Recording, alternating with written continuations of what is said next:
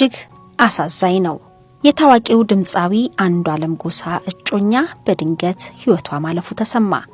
የተወዳጁ ድምጻዊ አንዱዓለም ጎሳ እጮኛ የነበረችው ሞዴል ቀነኒ አዱኛ ህይወቷ ያለፈው ከፎቅ ላይ ወድቃ ነው ተብሏል።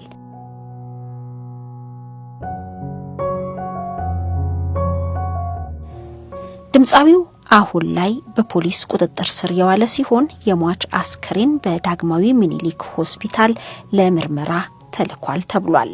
በአንድ ጥላ ስር አብረው መኖር የጀመሩት ታዋቂው ድምጻዊ አንዱዓለም ጎሳና ሞዴል ቀነኒ አዱኛ በቅርቡ ሊጋቡ አቅደው እንደነበርም ተሰምቷል።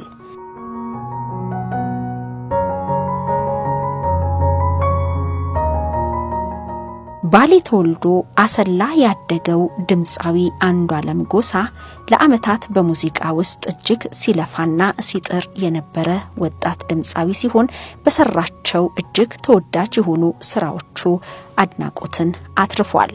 በተለይ ደግሞ ደርቤላላና ቢልሌ የተሰኙ ነጠላ ዜማዎቹ እጅግ ከሰው ጋር ያስተዋወቀውና በመላው ኢትዮጵያ ከፍተኛ ተቀባይነትን እንዲያገኝ ያደረጉት ስራዎቹ ናቸው።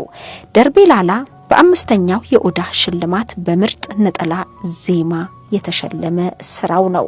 በዚሁ አመት በወርሃ መስከረም ላይ ነበር አያንቱ የተሰኘ አዲስ የሙሉ ጊዜ ስራውንም እየለቀቀው።